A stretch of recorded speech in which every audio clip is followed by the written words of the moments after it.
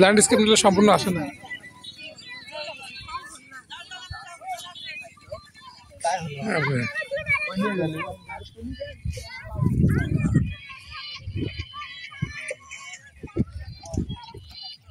আমরা আছি এখন রৌমারী উপজেলার বড়াইবাড়ি সীমান্তে। এখানে আজ ঈদের দিন উপলক্ষে সীমান্তের ফ্রি করে দিয়েছে ইন্ডিয়ার গভর্নমেন্ট। সেখানে অনেক আত্মীয় স্বজন আসছে।